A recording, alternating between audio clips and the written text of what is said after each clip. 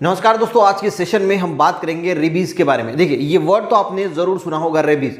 अब आपको लगता है कि कुत्ते के काटने से ही सिर्फ रेबीज होता है, तो ऐसा नहीं है। देखिए, कुत्ता हो या बाकी कोई भी जानवर जो बीमार जानवर है, उसके काटने से, खरोचने से या उसके मलमूत्र के संपर्क में आने से भी रेबीज हो सकता है। तो इसी के बारे में चर्चा करेंगे, क्योंकि इसका कोई इलाज नहीं, काटने के बाद हमें कुछ इंजेक्शंस लगाने पड़ते हैं। तो शॉर्टकट में इसकी जो है वो इन्फॉर्मेशन लेते हैं, जो आपके लिए बहुत फायदेमंद साबित हो सकती है। देखिए, रेबीज एक्चुअल में क्या होता है, तो जो हमारा ये सबसे ज़्यादा समझने वाली बात है कि हमारी नर्वस सिस्टम पे अफेक्ट करता है, यानी ब्रेन पे अफेक्ट करता है, और इसीलिए ये सबसे घातक जो है वो माना जाता है।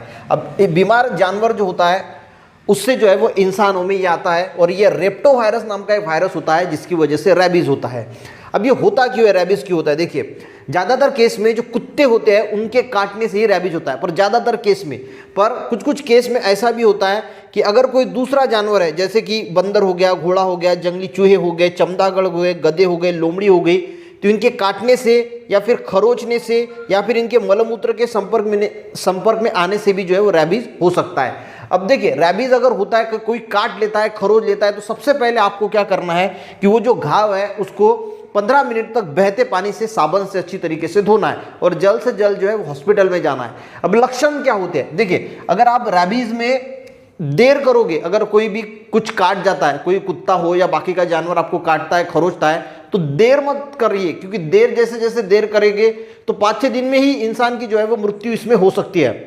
तो लेट बिल्कुल नहीं करना है, जिस दिन आपको काटा है उसी दिन हॉस्पिटल में जाना है। अब इसमें लक्षण क्या क्या आते हैं? देखिए, जो घाव होता है उसमें खुजली हो सकती है, दर्द हो सकता है, आपको बुखार भी आ सकता है, ठीक है। और इसी के साथ आपको पानी का सबसे ज्यादा जो है, जिनको ये रेबीज होता है तो इनको हाइड्रोफोबिया बोला जाता है, यानी पानी का बहुत डर लगता है। और तेज हवा जो होती है इसका भी डर लगता है, यानी इसको एरियोफोबिया बोला जाता है। यानी एरियोफोबिया यानी हवा तेज हवा है, तेज हवा की आवाज़ है, तो उससे भी डर लगता है, और पानी का भी डर लगता है, इसलिए इसको एरो या फिर हाइड्रोफोबिया भी बोला जाता है। उसी प्रकार चमकदार रोशनी भी उसको अच्छी नहीं लगती। ये कुछ इसके सिम्टम्स है रेबीज के।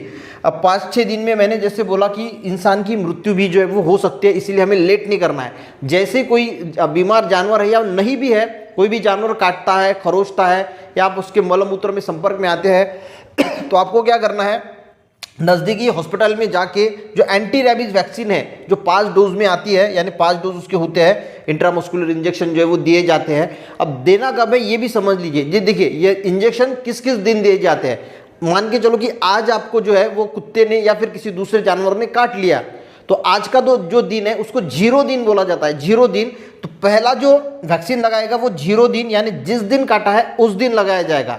उस दिन से फिर 0 दिन, फिर अगला दिन जो होगा वो फर्स्ट डे, सेकंड डे, और उसके बाद जो थर्ड डे आएगा उस थर्ड डे यानी तीसरे दिन इंजेक्शन लगेगा। उसके बाद 7वें दिन लगेगा, उसके बाद 14वें दिन पे लगेगा, और उसके बाद 28 दिन के बाद 28 दिन में जो है वो इंजेक्शन लगेगा। तो ये पांचों के 5 इंजेक्शन लेना बहुत इंपॉर्टेंट होता है, इसको भूलना बिल्कुल भी नहीं है। तो ये रेबीज की शॉर्टकट में जो है वो इन्फॉर्मेशन देने की कोशिश की है। वीडियो अच्छा लगे तो एक लाइक जरूर कीजिएगा, दोस्तों के साथ शेयर भी कीजिएगा। मिलते हैं नेक्स्ट वीडियो में, तब तक के लिए जय हिंद।